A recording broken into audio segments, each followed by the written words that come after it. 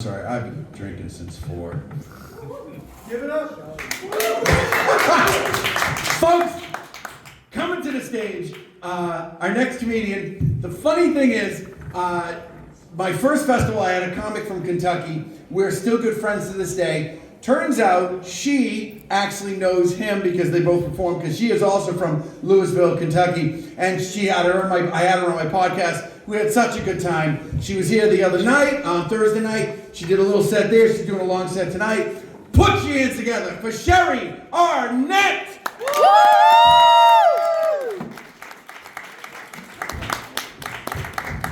I feel good. You guys feel good? Yeah. I'm from Louisville, Kentucky. Not Louisville. I don't know if you know, Mark used to be a geography teacher. He's now in comedy. There's a reason. But I don't know if you know this about Louisville, but we've got all, in Kentucky in particular, we've got all the vices there.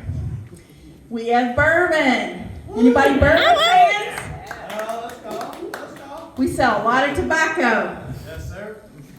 We have gambling and affordable meth. And that is the official Kentucky tourism slogan. We also have the Kentucky Derby. Anybody know about the Kentucky Derby? CBS Sports likes to say it's the fastest 2 minutes in sports. But us locals like to say it's when hillbillies wear their Sunday best. Now we've got the Kentucky Derby, we've got the haves and the have-nots. So the haves are all the ones on Millionaires Row. They're fancy. The celebrities, the sports figures, they dress all up. Then we've got the infield, which is where I usually spend my time. We got the poor people, and we got the college students. I don't really know why it's called the infield, but I think it's because we start drinking mint juleps at about 11 a.m., and then when the horse race goes off at 7 p.m., we're all shit-faced, passed out in a field. It's not science. For people that haven't been to the Kentucky Derby, I like to explain it to them. Think of Millionaires Row as first class on an airplane. So then they're like, oh, then that means the infield must be coach. No, you need to think cargo. You might as well see a donkey on your right and a crate of chickens on your left. There's some weird shit that goes on in the infield. As my grandma likes to say, it's good people watching. But I'm so thrilled to be in Salem. I've never been to Salem. This is my first time, so woo! Love it. I actually don't know if you guys know this, but I almost didn't make it here. I'm going to tell you about that. I wish I had an edgy story for you. I don't know, like I got in a bar fight. Probably wouldn't believe that. Or maybe I was partying all night. But, woo, yeah. But no, I rolled over in bed just a little too quickly and pulled a muscle. That's where I'm at in my life. I recently had a birthday similar to Jesse, and I've crossed over the 50-year mark. I'm actually headed towards 60 years. And for anybody out in the audience that doesn't think I look that old, it's because I haven't shed my baby fat. I think I'll hang on to it a little while longer. I don't want to get that Ozempic face. I guess I'll just keep my diabetic body. But I was lucky enough to spend my birthday in Italy. Yes, I went to Rome. But I could definitely tell I was getting older. Because there were thousands of people there. Most people spent their time looking for beautiful artwork, fancy architecture. I spent all my time trying to find elevators and handrails. I love a sturdy handrail these days.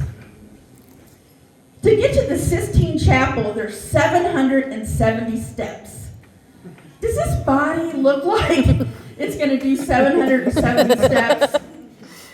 I got to number 300 and tasted my own blood, if anybody was. Come on, Pope Francis, would it kill you to put fucking escalator in the joint?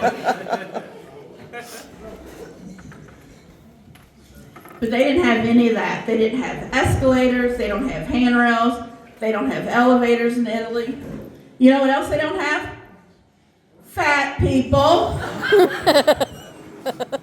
As a matter of fact, the only recent fat Italian I've seen was at Olive Garden. And I'm pretty sure Giuseppe was really just Joe from the Appalachian Hills. Yes, sir. Another way I can tell that I'm getting older is by the conversations I have with my friends on girls' trips. I love a good girls' trip, right? Because it's cheap therapy. Anybody out there love a good girls' trip? Woo! We used to talk about what fun guys we were going out with and what rock groups we were going to go see. Now every girls' trip starts with a comparison of our anti-anxiety meds. Last time we were together, we had like a buffet. We had a little citalopram, some Zoloft, a kicker, a Xanax. But the minute one of us mentioned they were on Prozac, the whole room went quiet. We were all thinking the same thing, and that was, when this bitch go crazy? Don't invite her back. Well, after we compare our anti-anxiety meds, then we play a fun game I like to call Fun Times Over 50. We all sit around in a circle, and we talk about what new ailments we think we're suffering from. Right there, on cue. One of my friends was like, you know, Sherry, I think I have narcolepsy. I was like, ew, you like to have sex with dead people? She said, Sherry, I said narcolepsy, not necrophilia. I can't be the only one in this room that gets those two words mixed up.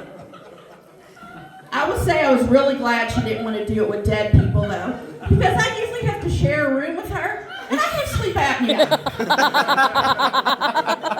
I mean, at any minute, I could croak in my sleep, and I don't want to grab my titties or my hooch cooch. Leave me alone. My other friend was not impressed. She was like, that is nothing. I can't even sneeze these days without dribbling in my whiskers. She goes, I was shopping at Target and I cleared my throat a little too hard and I had to buy a new pair of pants. It's like a leaky roof down there. I didn't want to brag, but I was like, well, there's a reason I'm sitting sideways because my hemorrhoids flared up and it's like a red hot poker at my butthole right now. I won. Speaking of narcolepsy, when she told me that, I had to look that up. And that is when someone falls asleep, when they don't want to, when they least expect it. I think everyone in here probably has narcolepsy, right? I know I do. But the true test of how you know how gracefully you're aging is by the celebrity you're compared to. Now, way back in the day, I got a little bit of, you kind of remind me of Sandra Bullock. I said way back in the day. Fast forward 10 years, I got a whole lot of, damn, you look like Rosie O'Donnell. What happened to Sandy?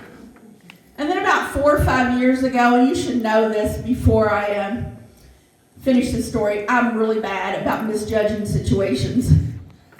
So about 4 or 5 years ago, I'm at the airport. I feel some guy staring at me, and I look up, and he leans over, and I'm like, oh, are we dating? He said, no, we're not. He said, do you know who you look like? And I go, Sandra Bullock? And he goes, oh, hell no. Hell no. He goes, you look just like that crazy lady from the movies that hobbled the guy's ankles with a sledgehammer. I go, Kathy Bates from Misery? He goes, yes, exactly. And I said, I hope your plane goes down, you dickhead. It gets worse. It gets worse. Last year, I'm out in Los Angeles, and I'm walking through the lobby of some bougie hotel. And I look over, and I'm like, hey, is that Danny DeVito?